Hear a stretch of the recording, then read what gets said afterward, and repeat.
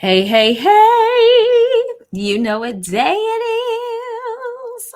I need to make a song that says that. Hey, hey, hey, you know what day it is. Happy Tuesday, my booze. It is Tuesday Tea with D. Tuesday Tea with D. Tuesday Tea with D. Tuesday Tea with D. Tuesday Tea with D. Come on, Tuesday Tea with D. Come on, Tuesday Tea with D. Come on, Tuesday Tea with D. Tuesday Tea with D. Hey.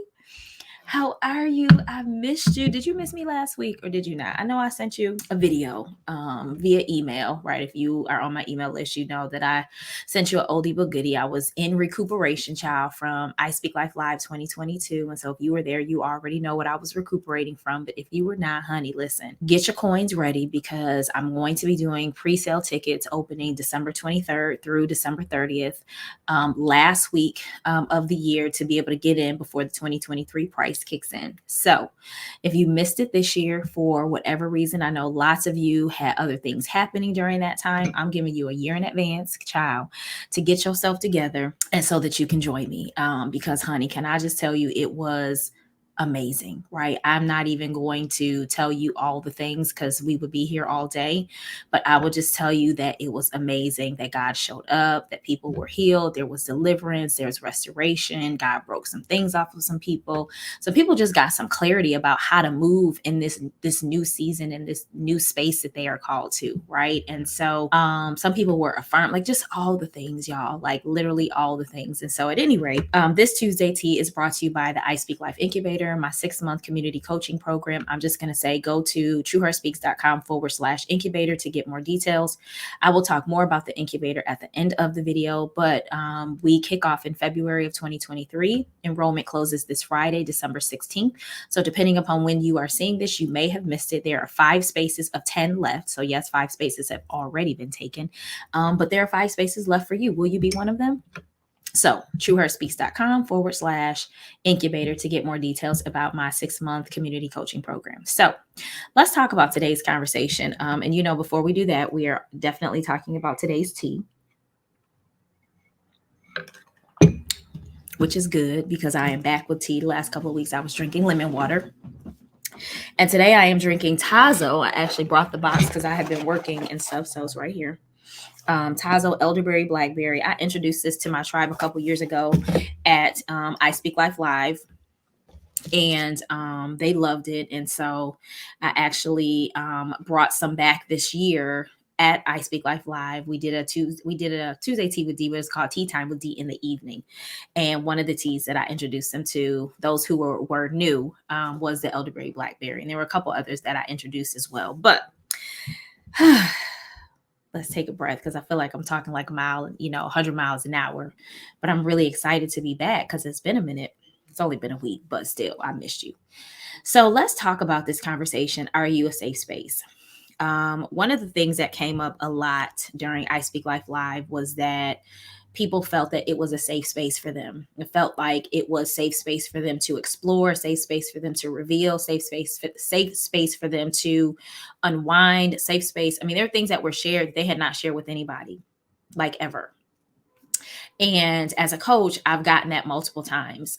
Specifically, I had one lady who, I was going to say young lady because she is one of my incubators. I remember in one of our sessions, she was like, I don't think I've ever shared this with anybody. And I said, well, I think that's the Holy Ghost. And I don't technically take credit for it. Like, I consider myself a safe space. I am intentional with making sure I can hold space, but create safe space for the people who work with me to be able to just kind of like just be.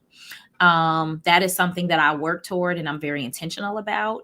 But I started to think, and this really took me back to a few years ago. I went to a conference and a gentleman did one of the sessions, and I won't talk a lot about the session, but basically the question was, are you a safe space for people to come to? Are you a safe space? And so I started to really think about that, because not just in alignment with what I do as a coach, or a minister, as a speaker or a trainer, whatever the case may be, but like as a wife, as a mom, as a friend? Like, am I a safe space for people to come to? And then vice versa, right? Do I have people who are safe spaces for me to go to? And so, I was thinking about a few people, and there's some people I said, no, like, that's not safe space for me. And then I started thinking about other people, and I'm like, yeah, like, they're safe space. I know, like, I can just be me. I can say what I need to say, that it's a safe and a sacred space. Right. And so I just really want to have a quick conversation, and I really want to know, and obviously I can't hear you, but I want to have this conversation because I think it's so important that a lot of times when we're in relationship with people, that we wonder like where the resistance comes from, or why they won't confide in us, or why they won't share a certain thing. And sometimes it's really just because you're not a safe space. Sometimes it's just because it's shame, right? Shame and guilt. And so they don't want to be judged. But I think it's also because it's not safe space, right? And so I want to encourage you to really figure out, like, are you a safe space for people to come to, right? Can people trust you with their deepest, darkest, not only secrets, but their treasures, right? With the things that have kind of broken them, and it has caused them to feel shame. It has caused them to feel guilt, embarrassment, or whatever the case may be. And are you the person? And you may not be everybody's person. Let me just say that I am not everybody's person. Everybody may not feel comfortable talking to me about whatever. But the people who I am assigned to, I try to make sure that I am safe and sacred space for them. Period. And I think, let's talk a little bit about what that looks like, right? And so I think it really is about being non-judgmental, right? So even as a believer, whether it's right or whether it's wrong, sometimes, like most time, there's a time and a place for your opinion, depending upon what it is that the person is sharing, right? There's a time and a place for that. Sometimes it's just a time for them to share and to open up, and literally, like, they just got to get it out. And it's not meant for you to talk. It's not meant for you to ask a whole lot of questions. It's not meant for you to give, again, your opinion about what you would do and how you would do it. Sometimes they just need you to listen. They need your presence. That's it. Other times, their feedback may be needed. They may say, well, what do you think? Like, I'm in this space and I really need somebody to ... right? And so then, right, you're being invited to come in and share, right? And so you want to be somebody who can listen. You want to be someone who uses wisdom with the feedback that you give, because sometimes feedback is not necessary. You want to make sure that they know that you can be trusted to not run your mouth to everybody about it, right? And then I think the other part is that can you be trusted to not throw what you do for other people in their faces? Can I just be honest? That's huge for me. Don't say that you care about me. Don't say that you want what's best for me. Don't say that you're doing what you're doing for me because you love me. And then either when I don't do something that you approve of, or it's not the way you should, or not the way you think I should do it, or I don't respond as quickly as you want me to respond, now you feel some kind of way and you want to throw what you've done for me in my face.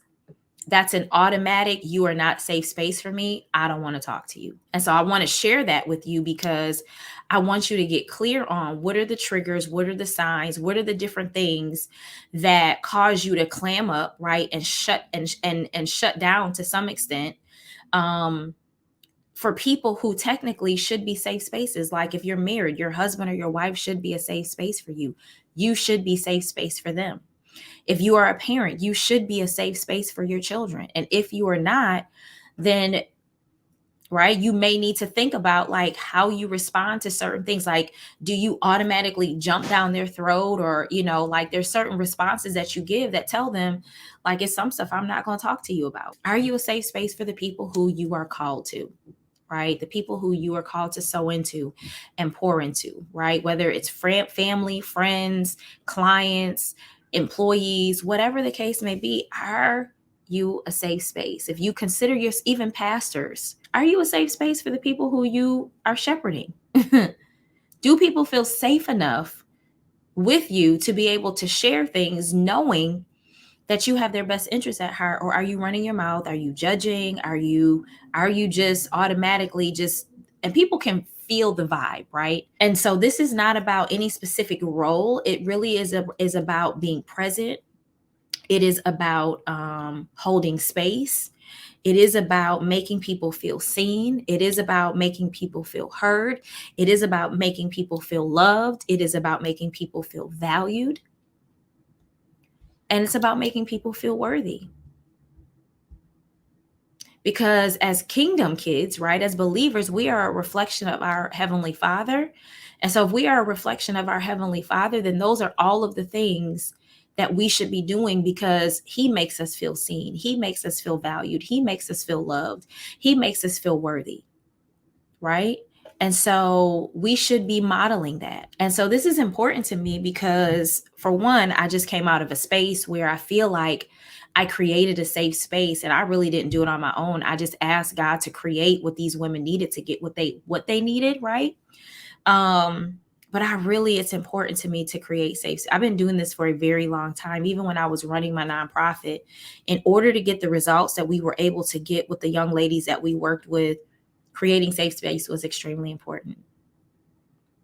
And so I just want you to know that, if you're wondering why there's some resistance, if you're wondering why things don't seem to be clicking, it could be that people don't feel seen or heard or loved or valued or worthy by you.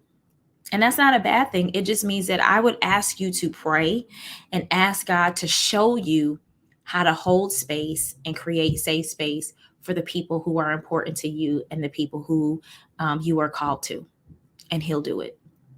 Sit yourself down, get quiet, and ask God to show you what to do. And I promise you, He will do it.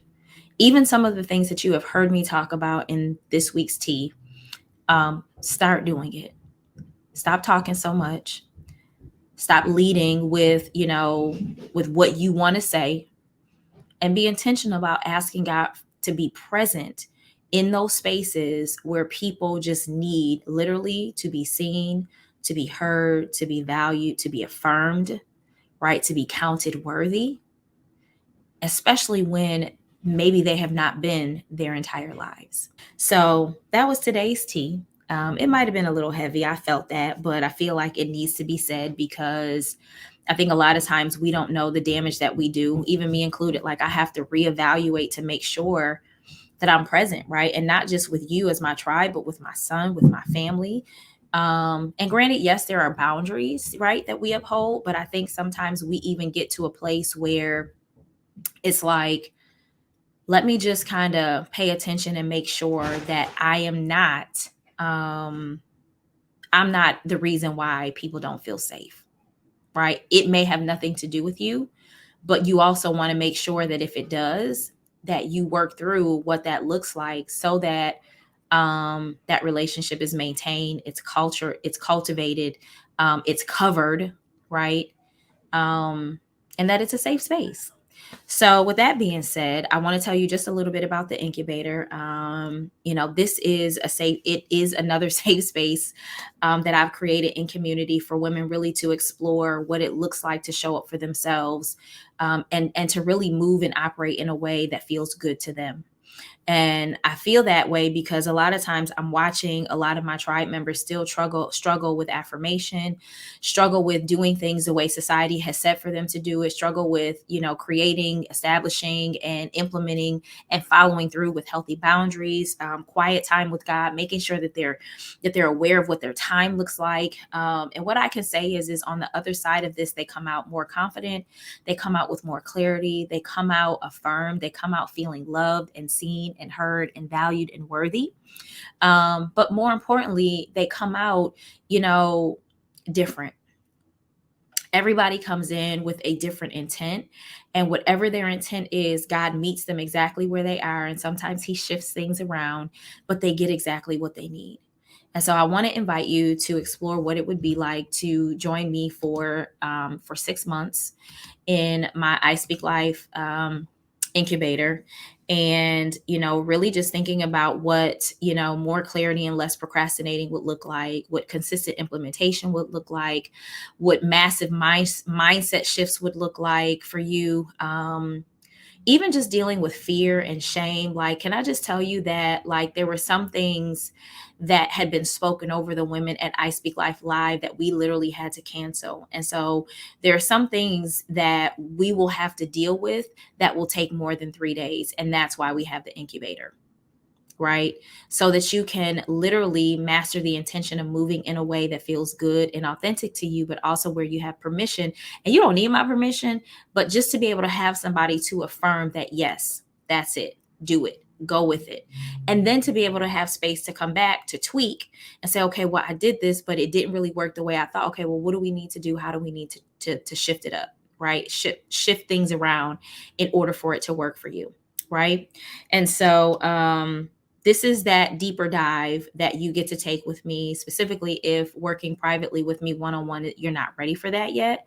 The group encounter, I think, will be just as powerful, if not more powerful, depending upon how you decide you want that experience to be, right? So with that being said, I am so excited to be back. I'm so excited that you're here, and there's so much coming up, right? And so, like I said, be on the lookout for 2023 iSpeaklife Live tickets.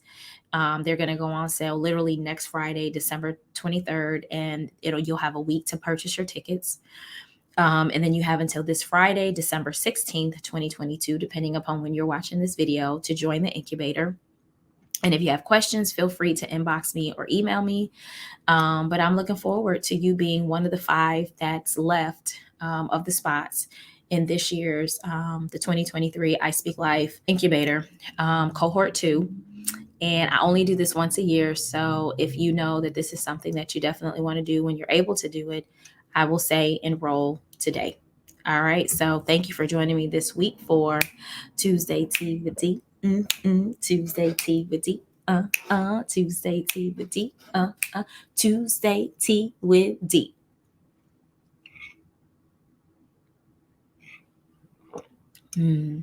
See you next time.